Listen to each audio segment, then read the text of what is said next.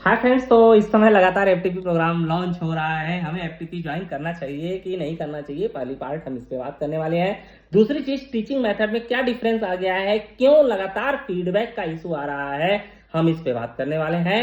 And last हम बात करने वाले हैं कि आगे अपना प्रोग्रामिंग टीचिंग में क्या रहने वाला है, बिजनेस को लेकर हम उसको बात करेंगे। सबसे पहला पार्ट पे, एफटीपी प्रोग्राम नहीं ज्वाइन करना चाहिए। The reason is being that कि देखिए एफटीपी क्यों कराया जाता है। एफटीपी दो रीजन से कराए जाते हैं कोचिंग्स के द्वारा, जो बड़े बड़े ब्रांड होते हैं। पहला तो उनको सस्ते में टीचर मिल जाए। जैसे किसी को कश्मीर में अगर टीचर भेजना है तो जनरली टीचर अवेलेबल नहीं हो पाता। पुट्टुकोटाई में टीचर भेजना है, अवेलेबल नहीं हो पाता। आप गुवाहाटी में, डिब्रूगढ़ में अगर आपको असम में डिब्रूगढ़ में अगर आपको टीचर भेजना है, नागालैंड में टीचर भेजना है तो अवेलेबल नहीं हो पाता।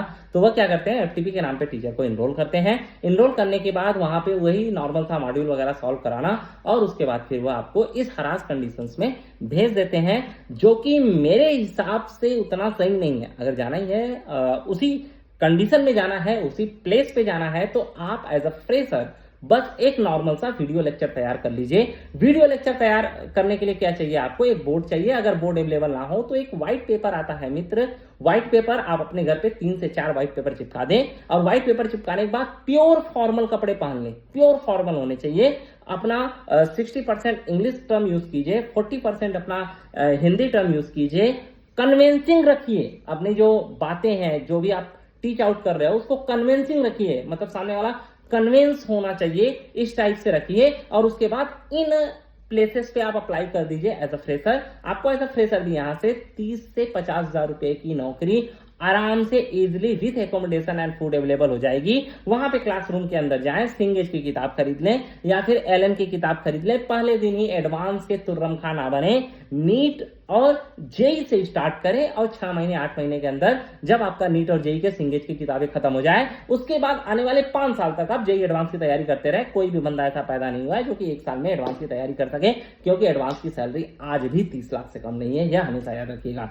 तो एफटीपी ज्वाइन करना चाहिए कि नहीं करना चाहिए? नहीं करना चाहिए भाई। एफटीपी के सर्टिफिकेट से आपको कोई फायदा नहीं होता। मुझसे जब भी टीचर मांगा गया है, आज तक मेरे टोटल 90,000 फॉलोअर हो चुके हैं फेसबुक ग्रुप पे, टीचर वैकेंसी ग्रुप पे आप जाके देख सकते हैं। कई सारे टीचरों को मैंने सिलेक्शन कराया है। कभी भी किसी के रिज्यूमे कहीं पे भी एफटीपी के लिखे होने की वजह से उसका सिलेक्शन नहीं हुआ है। वो कहाँ टीचिंग किया है, इसकी वजह से उसका सिलेक्शन जरूर हुआ है। तो एफटीपी करने की जरूरत नहीं है। फिर सर हमको कैसे आएगा पढ़ाने? भाई देखो, आप एफटीपी में क्या करते हो, आप देख रहे होते हो कि भाई ये फलाना टीचर है जो कि आज के 5 करोड़ पैकेज पे है, 4 करोड़ पैकेज पे है, 3 करोड़ पैकेज पे है, और वह हमारा एफटीपी करा रहा है, तो वह जरूर नॉलेजफुल होगा। इसमें कोई डाउट नहीं है कि वह नॉलेजफुल नहीं होगा। ऑब्वियसली 4 करोड़ 5 करोड़ का अगर कोई पैकेज पा रहा है, इवन 50 लाख का पैकेज पा रहा है, तो वह नॉलेजफुल ही होगा, तभी वह पा रहा है। किसी की बकौती नहीं है कोचिंग इंडस्ट्री।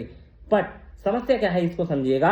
2020 से पहले या फिर पीडब्ल्यू आने से पहले, यस ऑफ कोर्स मैं पीडब्ल्यू का ही नाम ले रहा हूं। मैं स्पेसिफाई इसलिए कर रहा हूं क्योंकि लोग हिडन नाम लेते हैं, मैं ओपन नाम लेता हूं।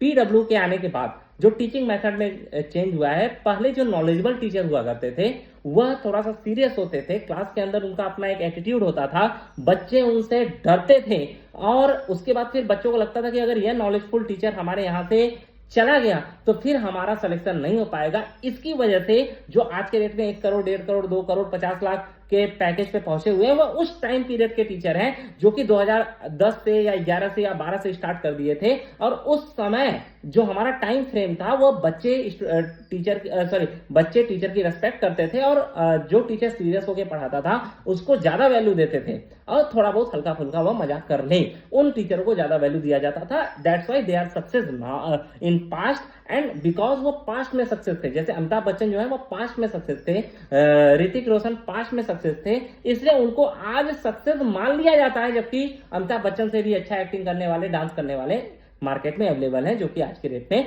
मेहनत कर रहे हैं, जो कि फ्यूचर में वह सक्सेस होने वाले हैं। तो ये भाई अपने फील्ड के अमिताभ बच्चन या शाहरुख खान या ऋतिक रोशन है, जो कि उस समय सक्सेस थे, इसलिए आज के डेट में मान लिया जाता है कि चलो आज के डेट में भी आप सक्सेस हो। अदरवाइज इनके क्लास में खामोश बच्चा नहीं बैठ पाता, क्योंकि ये उस तरीके से उससे हंसी मजाक नहीं कर पाते।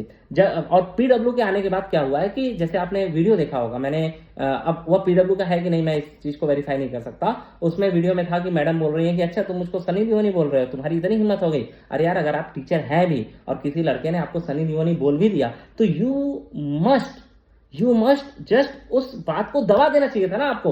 आप टीचर पोजीशन पे हो ना, सनी लियोनी और टीचर में डिफरेंस होता है ना, एक डिफरेंस उसको मेंटेन करना चाहिए ना, बट नहीं, क्योंकि उनको व्यू पाना था तो उन्होंने इस स्टेटमेंट को बोला और इस स्टेटमेंट को शॉर्ट बना के हर एक जगह पे स्प्रेड किया गया। बच्चा भी इसमें मस्त है, बच्चा भी, क्योंकि 20 लाख बच्चे में से मिला जुला के 1 लाख बच्चा पढ़ने वाला होता है। मतलब आपके कोचिंग में अगर 1000-2000 बच्चा होगा तो उसमें मुश्किल से 5 बच्चा सच में सिलेक्शन लेने वाला होगा या पढ़ने वाला होगा। उन 5 बच्चों का फिक्र मत करो आप, वो तो ऐसे भी पढ़ लेंगे और उनसे आपकी रोजी रोटी नहीं चलनी है। यह सब कुछ, यह थोड़ा सा आपको अटपटा लग रहा है, लेकिन उनसे आपकी रोजी रोटी नहीं चलनी। आपकी रोजी रोटी किससे चलनी है? आपकी रोजी रोटी चलनी है भीड़ वाले बंदों से। तो आपको इस समय जो अपना खुद पे मेहनत करना है, जो एफटीपी करना है, सिंगेज की किताब उठाइए। सिंगेज की किताब उठाने के बाद अपना पढ़ाने का मेथड यूज कीजिए। मैंने अभी लगभग मैं 15 से 20 टीचरों का एक हिडन इंटरव्यू लिया। हिडन इंटरव्यू मतलब उनके पास गया हूं, उनसे बातचीत किया हूं, लेकिन वो अपने नाम को या फिर अपने वीडियो को पब्लिश करने की परमिशन नहीं दिए। उन्होंने कहा कि अभिषेक देखो, हम इसलिए अच्छा पढ़ा पाते हैं या हम इसलिए आज बड़े पैकेज पे गए क्योंकि हमने खुद किसी से नहीं पढ़ा था। दैट मीन्स कि अगर उन्होंने लॉ ऑफ मोशन पढ़ा तो लॉ ऑफ मोशन उन्होंने जिस तरीके से खुद समझा था उसी तरीके से वो बच्चों को समझाने की कोशिश किए, जिसकी वजह से वह मेन लीड में आ गए। जैसे आप देखते हो कि एक एक्टर होता है और एक उसका मिमिक्री करने वाला होता है। मिमिक्री आर्टिस्ट कितना भी बड़ा हो वह कभी भी एक्टर से बड़ा नहीं हो सकता, क्योंकि एक्टर किसी और की मिमिक्री नहीं कर रहा, वह जो उसके अंदर नेचुरल है उसको दे रहा है। तो उसी तरीके से जब आप फिजिक्स, केमिस्ट्री, मैथ, बायो या यूपीएससी के कोई भी सब्जेक्ट को समझते हो तो आप अगर उसको समझते हो अपनी तरह से और उसी तरह से अगर आप बच्चे को देते हो तो that will become the natural. लेकिन गलतियां हमसे क्या होती हैं कि फलाना टीचर बहुत बड़ा टीचर है, बहुत अच्छा टीचर है, उसका वीडियो देख लेते हैं और उसकी तरह पढ़ाने की कोशिश करेंगे, उसको कॉपी पेस्ट करने की कोशिश करेंगे, जिससे आप अपनी नेचुरलिटी को खो देते हो और फाइनली कुछ हद तक सक्सेस तो होते हो लेकिन टॉप लेवल पे नहीं पहुंच पाते। That is the main reason. तो इस समय आपको जो भी नॉलेज गेन करना है नॉलेज गेन कीजिए, नेचुरली उस चीज को पढ़ाइए। लेकिन पढ़ाते समय पहले क्या था कि सीरियस टीचर अच्छा माना जाता था, आज के डेट में आपको भद्दा कॉमेडी भी पड़ सकता है क्लास के अंदर। तो क्लास के अंदर जाएं, क्लास के अंदर बच्चों का मूड देखें और उस मूड के हिसाब से पढ़ाएं। भाई देख, अल्टीमेटली आप इसलिए पढ़ा रहे हो क्योंकि आपको पैसे चाहिए, या मेंटल सेटिस्फेक्शन, क्योंकि मैं समाज का वह उत्थान करना चाहता था, क्योंकि मैं बच्चों को पढ़ाना चाहता था, मेरा पढ़ाना पैशन है। ये फालतू की बकचोदी अपने तक सीमित रखो, क्योंकि सबको पता है कि आपने आईआईटी एनआईटी किया है तो 100 में से मुश्किल से 1-8% ऐसा होगा जो रियलिस्टिक ऐसा होगा, अदरवाइज वो पैसा कमाने के लिए ही आया है। अगर आप पैसा कमाने लिए आए हो लेकिन उससे अगर समाज का उत्थान हो जाता है तो अच्छी बात है। तो उस कंडीशन में आपको क्लासरूम के अंदर जाना है, बहुत ज्यादा एडवांस लेवल नहीं पढ़ाना है, बच्चों को अपने नेचुरल तरीके से पढ़ाइए और साथ ही साथ कुछ ना कुछ कॉमेडी को उसमें ऐड करते रहिए, मिक्सअप करते रहिए। दूसरी चीज है कि एक और अच्छा मेथड हो सकता है टीचिंग का, हो सकता है, देखिए भाई मैं बहुत अच्छा टीचर नहीं हूं, मैंने जो उन लोगों से सुना बस वही डिलीवर कर रहा हूं। एक तरीके से समझ सकते हैं कि मैं न्यूज एंकर हूं, मैंने खुद एटम बम फटते हुए नहीं देखा है, बस वह एटम बम कैसे फटा ये बता रहा हूं जैसा कि वहां पे लोगों ने फटते हुए देखा था। तो एक मेथड ये भी हो सकता है कि जब भी आप कोई चीज पढ़ा रहे होते हो तो पढ़ाते समय बच्चों से बोलो।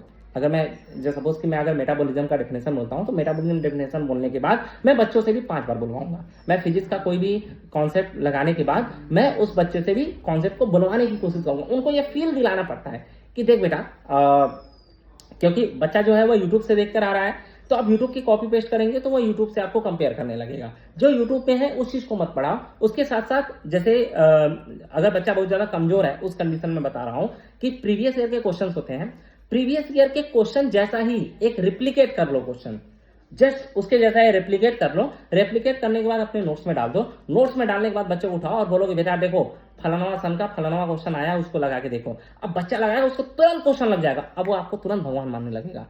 उसको ये चीज नहीं पता है कि भाई टीचर ने ऑलरेडी ऐसा एग्जैक्ट क्वेश्चन कराया इसलिए हमारा ये क्वेश्चन हो गया। ये इस चीज को कभी एक्सेप्ट नहीं करेगा। वो जानते हैं क्या बोलेगा, अरे भाई ये टीचर इतना खतरनाक है कि इसका जब हम पढ़ते हैं तो प्रीवियस ईयर का पूरा क्वेश्चन ही लग जाता है। तो इस तरीके से चीजें वर्कआउट करनी पड़ती है। दूसरा, एक बार एक और क्वेश्चन मैं उठाता हूं जो मैं कभी कभी फेस करता था। मैं कभी कभी क्या, मैं हमेशा ही फेस करता था। अभी मैंने इकोनॉमिक्स का मैं लेक्चर ले रहा था यूपीएससी स्टूडेंट को, 15-20 बच्चे हैं, ऑनलाइन में लेता हूं मैं उनका, तो मैं वहां पे भी फंसा था। मान लीजिए कोई किसी ने क्वेश्चन पूछा और आपको वो क्वेश्चन नहीं आता। अब क्लास के अंदर तो आपने अगर ये बोल दिया कि बेटा मुझे नहीं आता, मैं कल देख कर बताऊंगा, होना तो यही चाहिए, लेकिन ऐसा मत कीजिएगा। अब क्या कीजिएगा इस कंडीशन में, आप बच्चे को बोलिएगा ठीक है अच्छा ये क्वेश्चन है। अब अगर आप टीचर हैं तो आपको इतना तो पता है ना कि यह क्वेश्चन किसके आसपास भटकता है। सबसे पहले उस क्वेश्चन का कॉन्सेप्ट निकालिए और कॉन्सेप्ट निकाल के बच्चों को समझाने के बाद अगर उसी समय आपको क्लिक कर गया कि यह क्वेश्चन कैसे लगेगा, तब तो वहीं पे लगा दीजिए। और नहीं लगा तो अब बच्चे को एक एक्सक्यूज दीजिए कि बेटा मैंने आपको कॉन्सेप्ट बता दिया, उसको यह फोर्स करके समझाइए कि मैंने आपको यह क्वेश्चन बता दिया, अब इस क्वेश्चन को अगर मैं सॉल्व करूंगा तो मेरा दिमाग बढ़ेगा, इसलिए तुम सॉल्व करो ताकि तुम्हारा दिमाग बढ़े। फिर भी ना हो तो कल पूछ लेना, घर पे जाओ उस क्वेश्चन को सॉल्व करके आओ, अगले दिन आप प्रेजेंट करो। इससे दो फायदा हो रहा है सर, एक तो बच्चा खुद अपना माथापच्ची करेगा, अगर माथापच्ची करेगा तो बच्चों का सच में दिमाग बढ़ेगा। दूसरी चीज है आपकी बेइज्जती नहीं हुई वहां पे, नहीं तो इमीडिएट आपकी बेइज्जती हो जाती भाई। तो यह चीज भी आप यूज कर सकते हो। उसके अलावा सर इलाइट बैच में देखिए एक तो बहुत 2-4-5% इलाइट बैच के बच्चे होते हैं, उसके लिए अभी तैयारी मत कीजिए, अभी पहले अपने आप को 18 लाख रुपए पे लाने की प्रिपरेशन कीजिए। देन आफ्टर कोचिंग के अंदर अपने टीचर को बोलो कोचिंग के अंदर क्या करना है भाई, कोचिंग के अंदर डायरेक्टर की चापलूसी दबा के करो, क्योंकि अल्टीमेटली डायरेक्टर ही आपको सैलरी देता है। आप कभी उस कोचिंग से जाने वाले हो, इस चीज को वहां के डायरेक्टर को, वहां के टीचर को, यहाँ के प्यून को, वहां के बच्चे को कभी भी मत शेयर करो, क्योंकि अगर आपने शेयर किया तो आपको नहीं पता कि भाई जैसा मानने वाले या बहन जैसा मानने वाला या फिर और कुछ मानने वाला, ठीक है, क्योंकि गर्ल्स टीचर होती है तो बहुत कुछ मान लेते हैं, तो और कुछ भी मानने वाला उसको अगर आपने आया बताया कि हमने फलाना कोचिंग का दिया है इंटरव्यू, अगर हो गया तो मैं भाग जाऊंगा, तो वह जाके डायरेक्टर से चापलूसी जरूर करेगा और आपकी सैलरी कटा देगा। जब भी रहिए भाई फैमिली बन के मत रहिए, ये कारपोरेट सिस्टम है, यहाँ पे फैमिली वैमिली कुछ नहीं होता, वह सब कहने कहानी की बातें होती है। तो मैंने बोला भाई पहली चीज, एक तो किसी का कॉपी पेस्ट मत कीजिए, सिंगेज की किताब या फिर किसी एक किताब को, किसी भी एक किताब को, फिजिक्स केमिस्ट्री मैथ बायो की किसी भी एक किताब को उठाइए, बायो में तो एनसीईआरटी से ऊपर कुछ नहीं, आप उठाइए उसको पढ़िए और उसको जिस तरीके से आपने समझा उस तरीके से क्लास में समझाइए। शुरुआत में एफटीपी में न जाके बल्कि एज अ फ्रेशर टीचर जाइए, जहां पे आपको 9, 10, 11, 12 सपोज 9, 10 भी इंपॉर्टेंट है, 9, 10, 11, 12 पढ़ाने का आपको मौका मिले। यूपीएससी के लिए मैं अलग से भी लेक्चर डालूंगा 2-3 दिन बाद, तो यूपीएससी वालों के पास अगर ये वीडियो गया तो भाई मेरा यूपीएससी का चैनल सब्सक्राइब कर लो, या नीट जेईई का चैनल है। देन आफ्टर आपने जब भी क्लास में आप पढ़ा रहे हो तो उसको कोशिश करो कि अब उनको मजाक में, क्योंकि कॉमेडी करना इंपॉर्टेंट हो गया है आफ्टर 2020 के बाद, ठीक है। तो टीचर सिर्फ ट्रेनर न बनकर के टीचर एक कॉमेडियन भी बनता जा रहा है और बनना उसकी मजबूरी है। आप इसमें एथिक्स ओथिक्स किसी को इन्वॉल्व मत कीजिए, आपको करना ही पड़ेगा, नहीं करेंगे तो डायरेक्टर सिर्फ और सिर्फ आपका फीडबैक देखता है। चाहे आप क्लास के अंदर नाच कर चले आइए, लेकिन आपका फीडबैक अच्छा होगा तो डायरेक्टर के आप खुद अच्छे हैं, अदरवाइज आप अच्छे नहीं है। तो थोड़ा सा कॉमेडी वॉमेडी सीख लीजिए, जरूरत पड़े तो किसी का वीडियो लेक्चर देखिए, लेकिन उसका कभी भी कॉपी पेस्ट करने की कोशिश मत कीजिए।